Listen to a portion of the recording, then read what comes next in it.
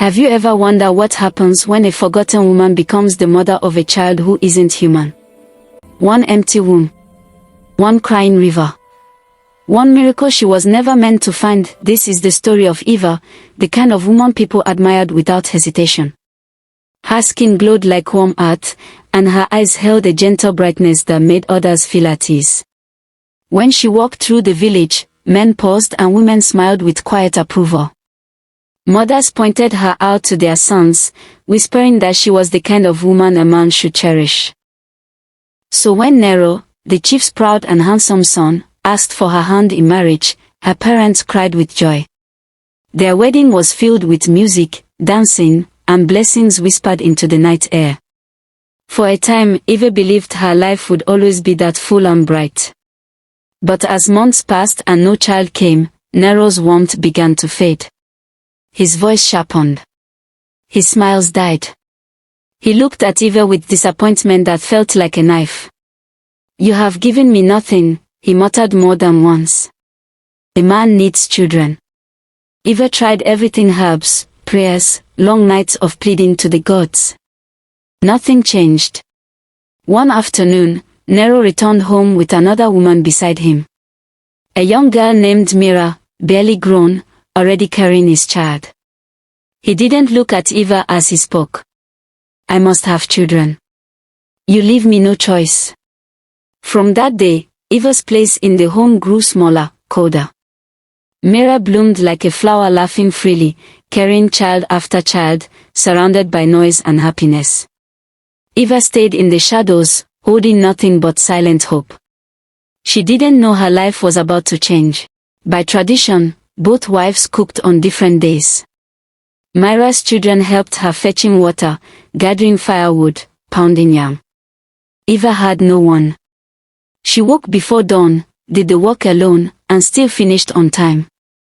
Pride kept her moving, even when exhaustion clawed at her bones. One morning, Eva rose at 3 a.m., wrapped a thin scarf around her shoulders, and carried her clay pot to the river. The night was unnaturally quiet. The water lay still like a mirror. As she bent to fill her pot, she heard it. A cry. Soft. Weak. Like a helpless baby. Eva froze. She looked around, but the riverbank was empty. She filled her pot and turned to go, but the crying grew louder coming from inside the pot. Her heart raced. She lowered it slowly and peered inside. And gasped. Floating in the water was a tiny baby girl, but not a human child. Her face was delicate and shining, her little hands reaching up weakly. From her waist down, a silver tail glimmered like moonlit water. A baby mermaid. Eva lifted the little creature into her arms. The baby stopped crying and rested her head against Eva's chest with a soft sigh. Tears filled Eva's eyes. "You're safe," she whispered. "I'll take care of you." Warmth spread through her chest, filling a space inside her she thought had died. She didn't see the glow beneath the river's surface, or the ripples spreading slowly outward. All she felt was the small, warm weight in her arms' first taste of motherhood. At home, she laid the baby on soft cloth and covered her tiny shimmering body. The baby laughed softly, and Eva cried harder. For the first time in her life, her arms weren't empty. She cooked for the family that morning, faster than ever, while everyone ate without noticing her, something she was used to. When they left for the farm, Eva stayed behind with the baby mermaid curled against her chest. The little tail brushed her skin, warm and gentle. Each time the baby laughed, Eva's heart felt lighter. "She's mine now," Eva whispered. "Mine." But night brought strange changes.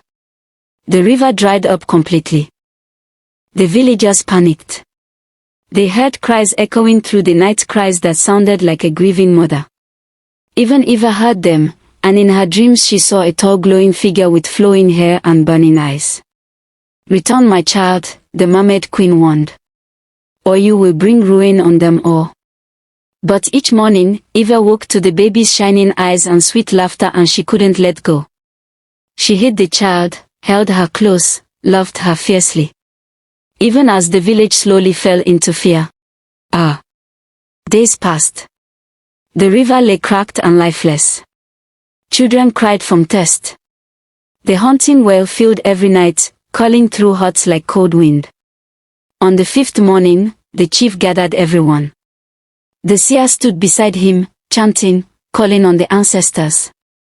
When he opened his eyes, his voice thundered. The river mother is angry. Someone has taken her child. People gasped. Return the child, the chief warned, or the thief will die. Fear spread quickly. And in her small heart, Eve trembled. She held the baby tight, tears falling onto the soft silver tail. You brought me joy, she whispered, but you may also bring my death. The baby laughed softly, unaware of danger. That night, the village guards prepared to search every hut. Eva already knew what she had to do. She wrapped the baby carefully in the wrapper she once wore on her wedding day, now faded but still precious. She kissed the tiny forehead and walked toward the river under the cold starlight. The riverbank began to glow. Then the river mother rose from the depths, tall and radiant, her hair cascading like liquid light. Eva's knees weakened, but she stepped forward. I came to return your child, she said softly. The queen took the baby gently. Her eyes softened. You fed her, held her, loved her. For this, the river will bless you. Thank you, Eva. Water began to flow again. The river filled with cool, sweet life. The mother and child gave Eva one last look before sinking beneath the waves. Eva stood there, arms empty again, crying softly into the Nig. The next morning, the village rejoiced. The river flowed strong. Children played in the shallows. Women filled their pots. The haunting cries were gone. Life returned. Everyone was happy. Everyone except Eva. She stood quietly by the river, remembering the weight of the tiny child, the sound of her laughter, the warmth of her trust. Her heart felt as though she had buried her own child. She returned to her duties silently, waking before dawn as always. Until one morning, she couldn't rise. Her body felt weak. She shook uncontrollably. Nero, frightened, called the village herbalist. The old woman examined Eva, placed a hand on her stomach, and smiled. You are with child, she said gently. 2 children. Twins. Eva stared at her, stunned. Then joy broke through her chest like sunlight. The river heard me, she whispered. Months later, she gave birth to a beautiful boy and girl twins with glowing skin and bright eyes like sunlight dancing on water. The village marveled. Even Mira fell silent. Eva's heart filled with laughter and tiny footsteps. Her dignity returned. Her beauty returned. Her joy returned. Some nights, she stood beside the river, her twins in her arms. Thank you, she whispered. The river sparkled in the moonlight, calm and steady, as if smiling back. For the elders always said, the river never forgets the kindness of the one who fetches from it gently.